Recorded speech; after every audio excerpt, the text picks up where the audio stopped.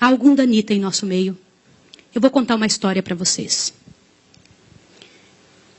Há 20 anos atrás, eu fazia parte de uma mesa numa associação. E eu vi uma das histórias mais tétricas que eu já vi na minha vida. E pode ser que alguns de vocês já tenham ouvido essa história aqui entre vocês. E se já ouviram, vão lembrar comigo essa história com dor. Uma certa ocasião, numa igreja de um certo lugar no Brasil, uma mocinha pediu licença para conversar lá na frente, no microfone. Ela frequentava a igreja há um ano e pouco. E ela pegou o microfone da mão da moça que estava terminando a escola sabatina e falou: eu tenho que contar para vocês um pecado meu. E as pessoas paralisadas olhando ela falar. E ela disse: eu quero contar para vocês. Estava ali na igreja naquela hora, o pastor se arrumando ali, ajeitando alguma coisa. A esposa do pastor com os 2 filhos, mais ali no lado da esquerda, da minha esquerda. E a igreja toda ali junta. Vocês sabem que entre a escola sabatina e culto a igreja fica bem cheia? E ela disse: eu tenho que contar o meu pecado para vocês. E o pecado que eu tenho que contar é que eu sou amante do pastor. Na hora que ela disse isso, a esposa do pastor desmaiou ali na hora. E os filhos correram para acudir. E o pastor veio para ela e falou assim: o que você está falando? Você enlouqueceu? Que isso, menina? Ela falou: eu tinha que contar, eu preciso resolver meu problema. Eu preciso salvar a sua alma. Eu preciso resolver você. Os danitas, eles sempre usam essa: cuidado, eu preciso ajudar. Sempre usam a palavra da ajuda, viu? E naquele momento a igreja toda ficou em alvoroço. Eu não preciso dizer que não houve culto. Não houve culto. Não conseguiram fazer o culto. A esposa do pastor foi levantada dali, foi levada lá para fora. O pastor não sabia o que fazer. Começou a dizer: irmãos, por favor, isso é um grande mal entendido. Ela dizia: não é, meu bem. Eu precisava dizer, eu tenho que salvar você e tenho que salvar mim. E ela foi levada para um quartinho, a esposa do pastor foi atrás e começou a conversar com ela, e falou com ela, e foi um alvoroço muito grande. E ela disse: olha, eu vou te provar que isso é verdade.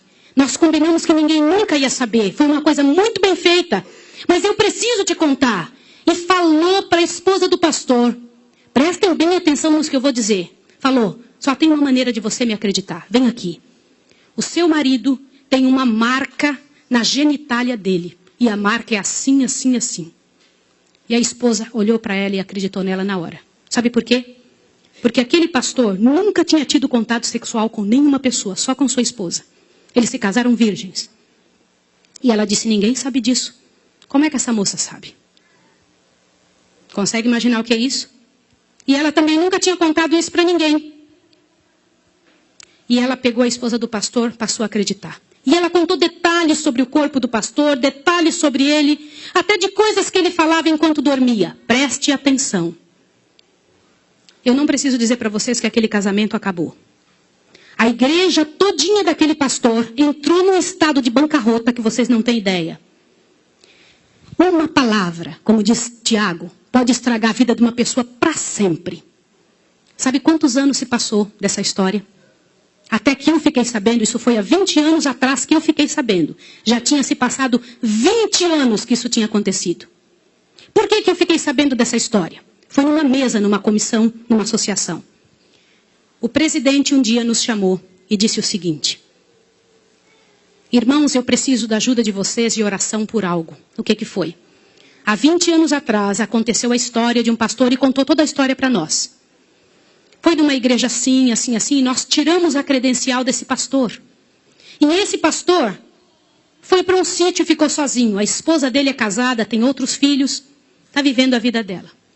Mas eu fui chamado, olha o presidente nos contando. Eu fui chamado há alguns dias na casa de uma senhora com os cabelos todos brancos morrendo de câncer. E essa mulher morrendo de câncer pediu muito para falar com o pastor. Mas tinha que ser o presidente da igreja adventista. E eu fui até lá porque eu sou o presidente. Quando eu cheguei lá, a mulher me contou que ela tinha sido a moça que tinha falado aquilo do pastor. A amante, a suposta amante do pastor. E ela contou para o presidente que ela havia inventado toda essa história. Mas como que ela sabia dos detalhes do corpo do pastor? Na ocasião em que ela tinha se apaixonado pelo pastor, ela trabalhava como faxineira dentro do hospital. E o pastor foi internado, prestem atenção, internado para uma cirurgia de apêndice e passou muito mal. E ela era amiga de uma enfermeira. E entrou dentro do quarto junto com a enfermeira, destampou o corpo do pastor e olhou o corpo do pastor todo, durante o tempo em que o pastor estava dentro do hospital em coma. E quando o pastor falava algumas coisas, ela ouviu o que o pastor falou e ela olhou os detalhes do corpo do pastor e guardou. Satanás plantou na cabeça dela 1 ano e ela formulou e acabou com a vida do pastor. E o presidente pegou uma credencial, foi lá no sítiozinho onde o pastor o coitado daquele pastor, o caluniado estava, e chegou para ele e falou, junto com uma comitiva dos irmãos, pastor, eu vim aqui te entregar a sua credencial de novo, nós descobrimos que era mentira. Sabe qual foi a resposta do pastor, irmão? O pastor disse assim, vocês me devolvem minha família e meus filhos também? Vocês me devolvem minha reputação?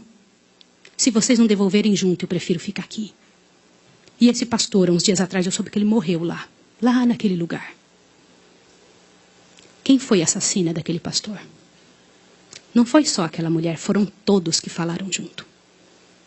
Porque, gente, quando acontece um inferno desse, uma multidão de gente sofre, uma multidão de gente machuca.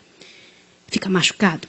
Meus irmãos, vocês me perdoem ter que falar sobre isso, mas é verdade. Existem muitos lugares que eu tenho muito medo de pregar, mas eu vou igual se me chamam. Porque eu vou falar uma coisa para vocês. Ontem à noite eu comentei que a vida de quem prega essas verdades é altamente prejudicada. Uma coisa desse tamanho é passada de boca em boca, de forma que apareça o inferno no final. Será que existem danitas no nosso meio? O céu é um lugar tão fabuloso. Não vale a pena, meus irmãos. Não vale a pena. Deus tem mais para a nossa vida. Tem mais coisas para ocupar a nossa mente. Para fazer parte do nosso vocabulário. Para nós pensarmos a respeito das pessoas.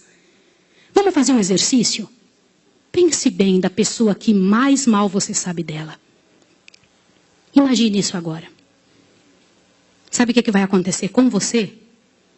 Teu coração vai se encher de paz. Porque é isso que acontece, gente. Se você não for capaz de abrir a sua boca para trazer paz para a vida de alguém, não abra a sua boca para trazer o inferno para a vida de quem quer que seja. Jesus ama as pessoas pecadoras e miseráveis. Todas aquelas que pecaram horrivelmente, Jesus ama. E Ele tem mais para oferecer para nós. Eu vou pedir uma coisa em nome de Jesus essa manhã. Uma coisa que é muito difícil de fazer. Mas se há alguém em nome de Jesus que falou algo de outra pessoa, ainda que seja verdade, e que não pediu perdão, que peça perdão a Deus agora e corra e peça perdão para a pessoa.